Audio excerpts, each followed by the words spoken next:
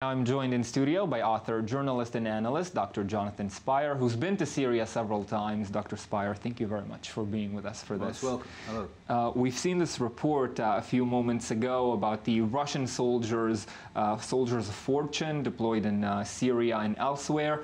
Do we have first any idea of the scale of how many of them there are, or is this also a secret operation by the Kremlin? Well, first of all, the issue of whether it's a secret operation by the Kremlin is in itself disputed, of course. I would say most informed analysts would say there is a clear link between the Russian Defense Ministry, the Kremlin, and these forces. But of course, the Russians themselves deny any link, and they say, no, these are independent forces, not controlled by the Russian state, not in contact with the Russian state. So that in itself is something disputed. And in terms of the numbers, look, the issue is this has varied very greatly in the course of the conflict as well. And what tends to happen is that when there's a clear offensive on the way, a clear work to be done, then these individuals, these companies will come into the country and perform it. And then when that's over, then the numbers will tend to decline. These companies, like Wagner, of course, is the most famous of them, work all over the world. They work in a variety of different conflict zones. For example, Wagner first came to prominence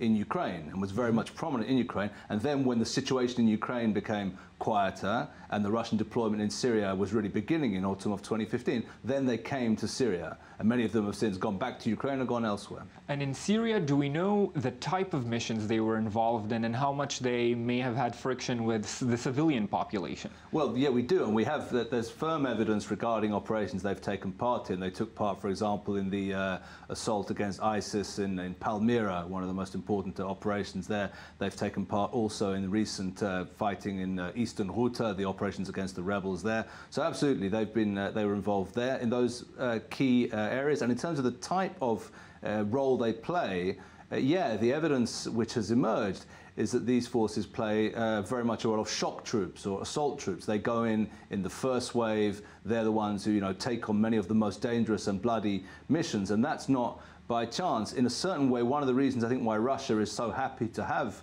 these forces involved is, to put it very cynically, because nobody really cares if they get killed. That's to say, the guys themselves obviously would prefer not to be killed, but on the other hand, they're getting paid quite well and they know the risks. And the Russian public certainly couldn't care less, because their view as well. These are well-paid professionals who knew what they were getting into. So they take on very risky jobs. Many of them have been killed or wounded, and that's very much part of the job, part of their role. It's no secret, of course, that Putin is a controversial leader, to put it this way, and the Kremlin faced a lot of controversy after the annexation of Crimea. On the world stage, a lot of condemnation.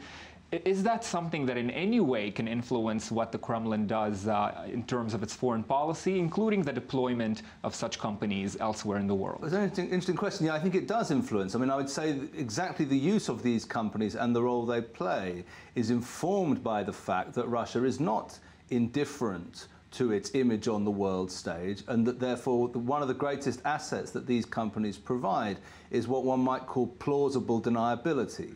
That's to say, if we think of their role in Ukraine, and specifically in Donetsk and Lugansk, for example, in 2014, they effectively sort of created a fake insurgency, a kind of fake national movement, which they call separatism of Donetsk and Lugansk. And suddenly there were these armed men demanding independence for Donetsk and Lugansk. So this was not a grassroots political movement. It was a created thing. But the Russians wanted that to happen because they wanted to create the image that it wasn't a Russian state operation going on in Donetsk and Lugansk. It was rather an independent force. So these guys provide those kind of services, and they're very much vital, I think, to Russia's presentation of its image on the world stage. And did Russia's use of these companies begin recently with Crimea and Syria, or has this something that historically has been on the Kremlin's uses in other conflicts in the world? No, I think it's something very much over the last decade that we've seen emerge. That's to say, in a sense, that the whole sort of very powerful Russian defense or military machine that we see most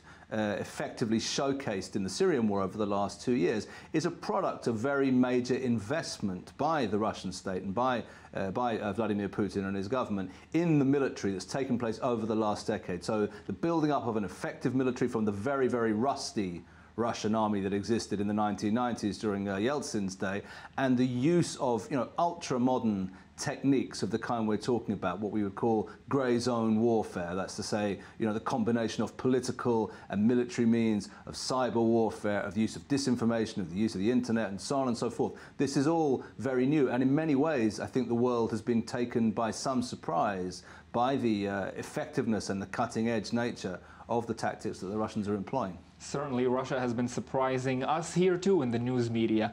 Dr. Jonathan Spyer, shedding light for us on this complex issue. Thank you very much for joining me for this. Welcome.